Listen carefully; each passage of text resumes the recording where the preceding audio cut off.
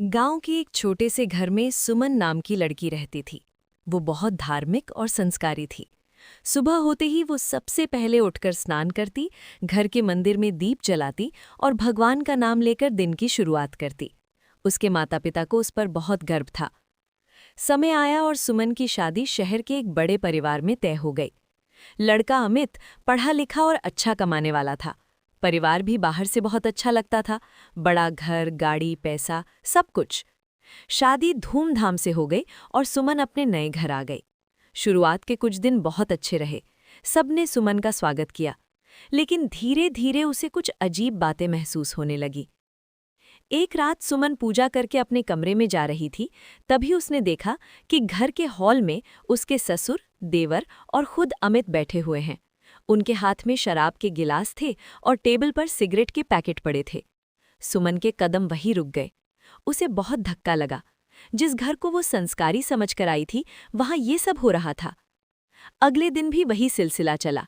रात होते ही घर का माहौल बदल जाता। हंसी मजाक, शराब, सिगरेट का धुआं और सुबह सब फिर सामान्य बन जाते, जैसे कुछ हुआ ही न हो। सुमन अंदर ही अंदर परेशान रहने लगी। वो किसी से कुछ कह नहीं पा रही थी, लेकिन उसका मन इस माहौल को स्वीकार नहीं कर पा रहा था। एक दिन उसने हिम्मत करके अमित से बात की।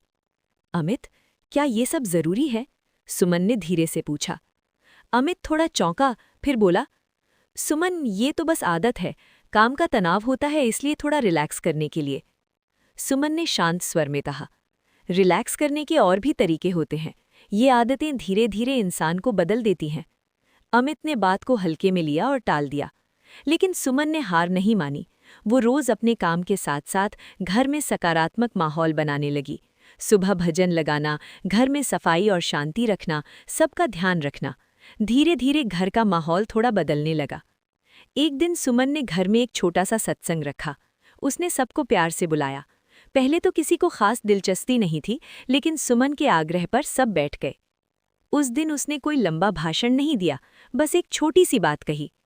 हम जो करते हैं वही हमारे घर का माहौल बनता है। अगर हम खुद को अच्छा बनाएंगे तो घर अपने आप अच्छा बन जाएगा। उसकी सादगी और सच्चाई ने सबको सोचने पर मजबूर कर दिया। धीरे धीरे बदलाव शुरू हुआ। अमित ने पहले सिगरेट कम की, फिर छोड़ने की कोशिश की। ससुर जी ने भी शराब कम कर दी। घर में रात की महफिलें कम होने लगी और सुबह की शांति बढ़ने लगी। ये बदलाव एक दिन में नहीं आया, लेकिन सुमन के धैर्य, प्यार और संस्कारों ने सबका दिल बदल दिया। कुछ महीनों बाद वही घर, जो पहले धुएं और शोर से भरा रहता था, अब शांति और खुशियों से भर गया। एक दिन अमित ने सुमन से कहा, तुमने हमें बदला नहीं, हमें खुद से मिलवाया है। सुमन मुस्कुराई और मंदिर में दीप जलाते हुए बोली, जहां सच्चे संस्कार होते हैं, वहां अंधेरा ज्यादा देर टिक नहीं सकता। सुबह के 5 बजे थे, लेकिन घर में अजीब सी खामोशी थी।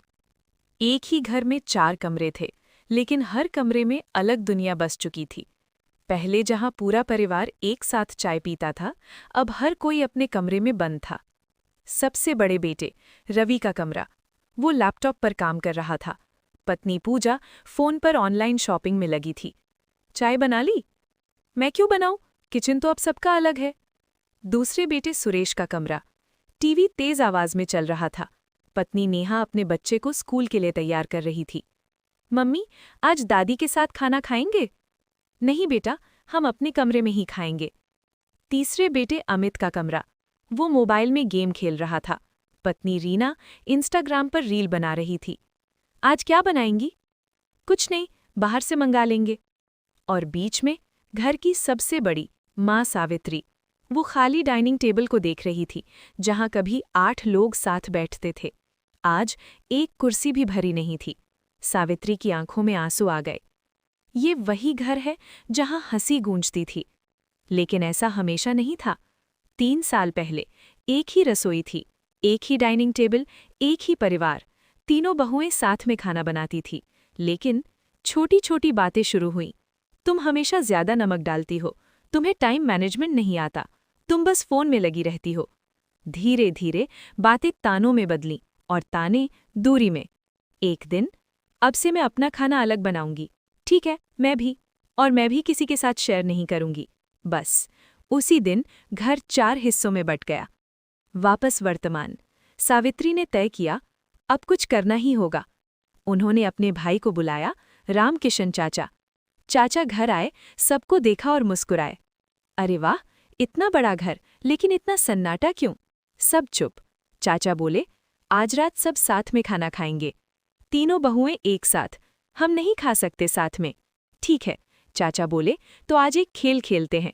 हर कोई अपना खाना बनाएगा, लेकिन खाएगा किसी और के हाथ का। सब हैरान।